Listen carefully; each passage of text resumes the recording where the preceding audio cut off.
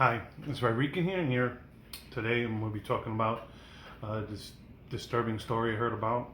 It's a story here from the New York Times about I'm going to go through the article. I'll just give you the gist of it. It's about it's basically about cancel culture. It's about the whole thing with this kid. He held on to a video of one of his classmates. Obviously, he didn't like her. So just because she did a Snapchat video of when she got her driver's permit of saying, I could drive now, N-word. And obviously I can't say the word because if I put this on YouTube, it's gonna it'll probably get flagged. Obviously, put in a Rumble. That's not gonna happen there. But I post on both, so I gotta go with the stricter.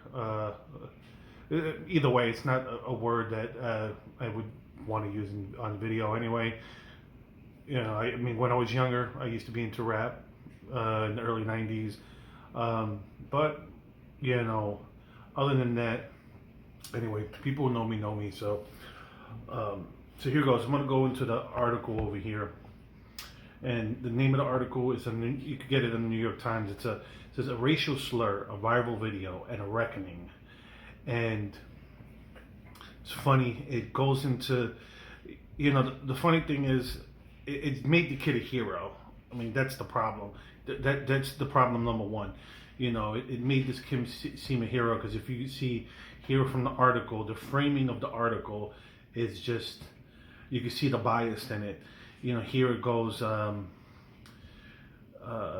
It happened in Leesburg, Virginia, and it goes here in Leesburg, Virginia, a town named for an ancestor of the Confederate General Robert E. Lee, and whose school system had fought in order to desegregate for more than a decade after the Supreme Court's landmark ruling.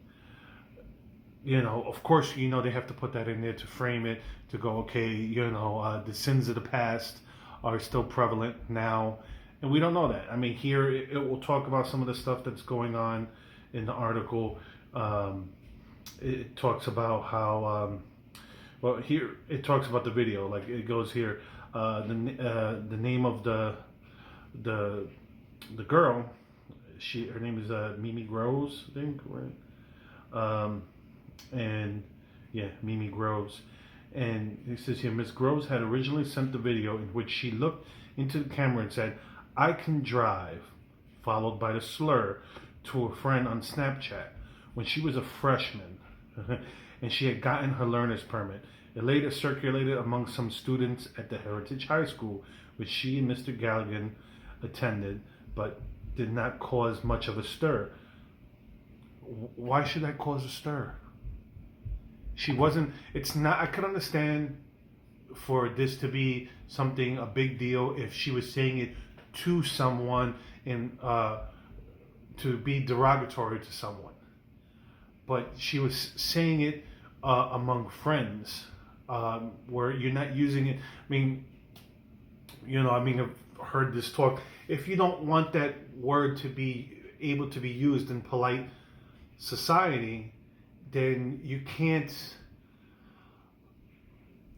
have it then you shouldn't have it in music videos. You shouldn't have it in movies. You shouldn't have it in song. It should be, if you want that word to be that offensive, which obviously if I can't say it, it is, then don't use it. Let's take it out of the vernacular, so like that nobody gets in trouble with it. But if certain people could use a word and certain people can't, it causes these rules, these arbitrary rules that change throughout the years. Like, give you an example, like, homosexual and gay used to be, you could use either or. And, for some people, calling someone gay is, saying that someone is gay, not calling them gay, but saying someone's gay is derogatory. But, it's like, these words have, change over time. It's like, this is how they get us jumping through hoops with this changing in the language. But anyway, that's going on a rant here. We're talking about this article. And the next, then it goes here. Look, the girl goes here. The next month, as protests were sweeping the nation after the police killing of George Floyd, don't get me started. Ms. Groves, in a public Instagram post, urged people to protest, donate, sign a petition, and rally to do something in support of Black Lives Matter. Does that sound like someone was racist? Sometimes I could say it actually. Sometimes people overcompensate, but that's not what here. And it goes, then someone goes, you have the audacity to post this after saying the N-word. You're talking about something that happened 4 years ago, that she made one video about getting her permit and people are throwing it in her face. It's ridiculous. I mean, where's the forgiveness? It's not like I said, you can't, these are kids. Kids make mistakes. There has to be a road to redemption. You can't just, obviously this kid had something, to me, I think this kid has something against her. And I think that, let's see if we keep going with the article here. She was freaked out by that comment, obviously, and it goes, by that June evening, about a week after Mr. Floyd's killing, teenagers across the country had begun leveraging social media to call out their peers for racist behavior. Some students set up anonymous pages on Instagram devoted to holding classmates accountable. It's like, really? Come on. So kids are saying stupid things. Kids do dumb things. And this is where we're headed. This is where we're headed as a society.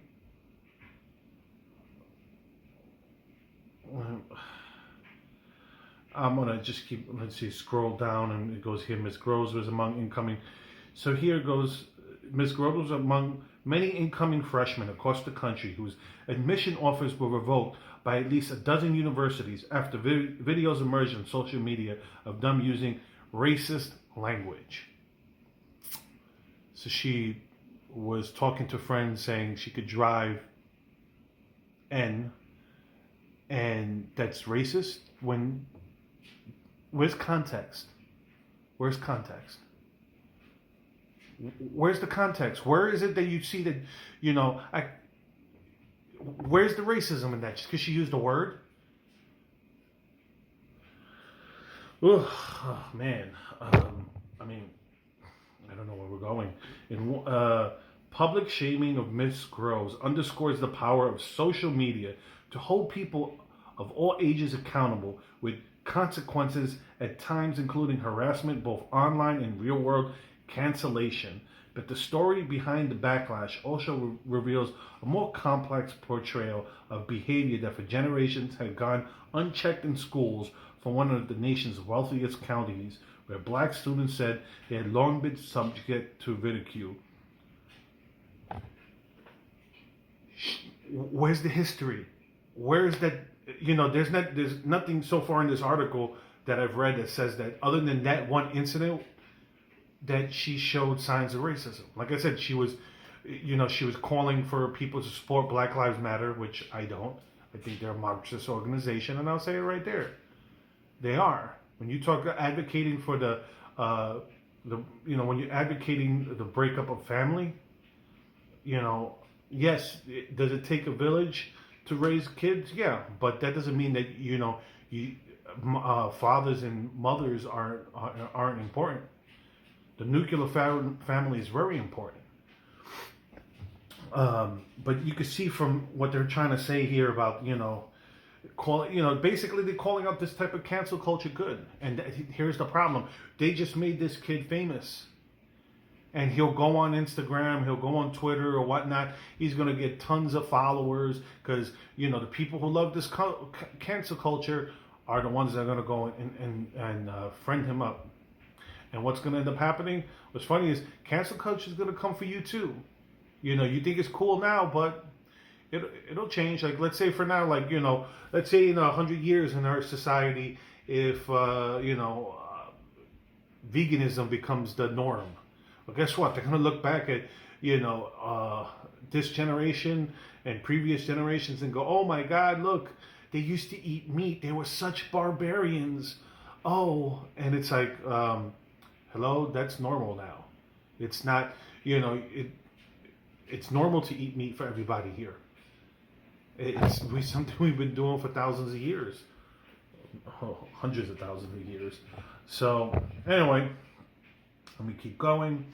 It was always so here it talked about stuff that went on in the school, but not saying that this girl participated in. And look, listen, I understand being a minority that sometimes you do feel uncomfortable in certain places. I mean, I went to a college that was in an all-white area, and I remember getting stared at going to the supermarket. It just happens.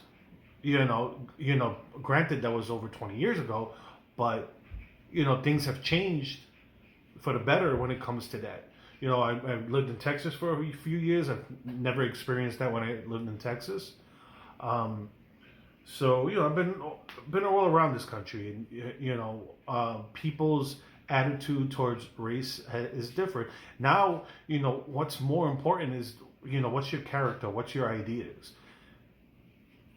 It's like I'll have people call me names for being more libertarian than being more liberal. So people, what's so to me that's where I go. It's not about race. It's not about ethnicity. It's about ideology. Because if I go to a group of white people and I go, hey, look, I voted for Trump and they voted for Trump, they're not going to go, hey, get away from me, you SPIC. They're not going to do that.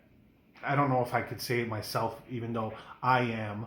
No, they're not gonna say that. They're gonna welcome me, go, hey, good, hey, I see, you support, you support the country. But and the same thing you see, this the clash that's going on right now. It's a cultural civil war that where we're gonna head toward. Or we're gonna head toward authority, or we're gonna head toward liberty. That's where we're headed. And I know this article is about cancel culture, and this is the dangers of cancel culture. There is no they're not talking about here like a road to redemption for this girl for something that she said that was fine. You don't like that she used the N-word because she's white, but she didn't use it to insult a black person. She just used it as a term of a friend, a peer. Granted, it's like, look, I grew up in the ghetto, so I know, we used to say that, hey, what's up, man? And you get it. I don't need to say it because people know what I'm talking about.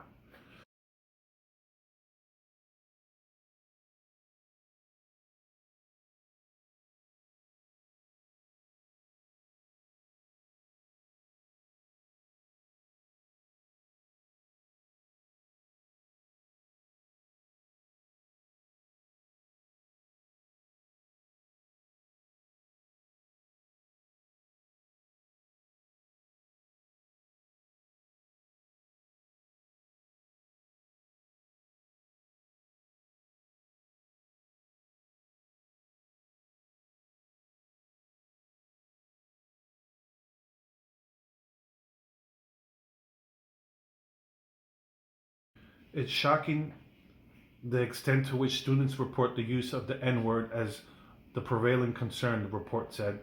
School system employees also had a low level of racial consciousness and racial literacy with a lack of repercussions of hurtful language for students to a hostile learning environment, it said. In the wake of the report's publication, the district in August released a plan to combat systemic racism. Yeah. Another thing, don't get me started, but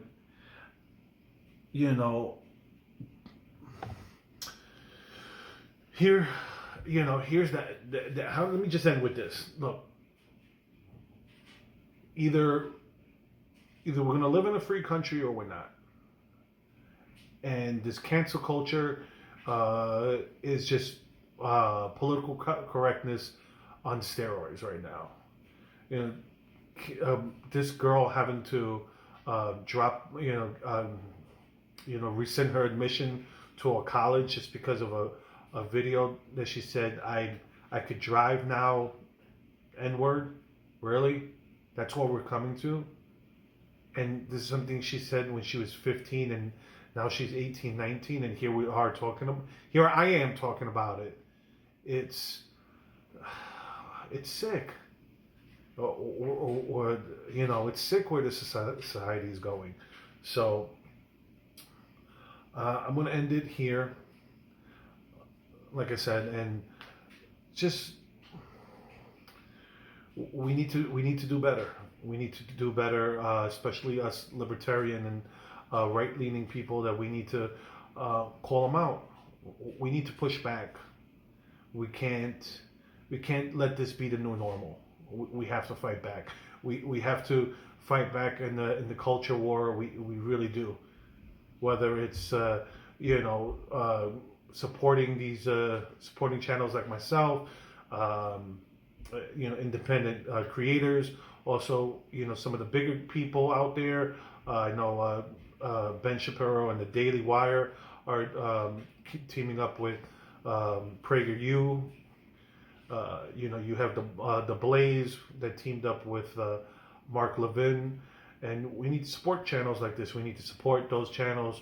I know Daily Wire is talking about making TV shows and movies, and I think that's awesome.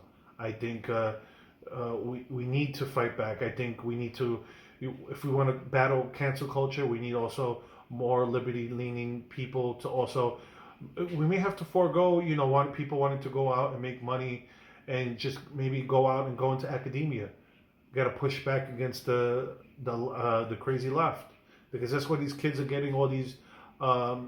That's where these kids are getting their ideology from.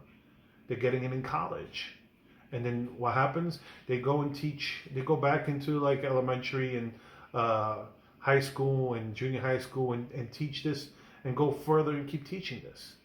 So, well. I hope you guys enjoyed my video. If you're on YouTube, like and subscribe. If you're on Rumble, be Boxing Glove and subscribe to my channel. With that being said, have a good evening.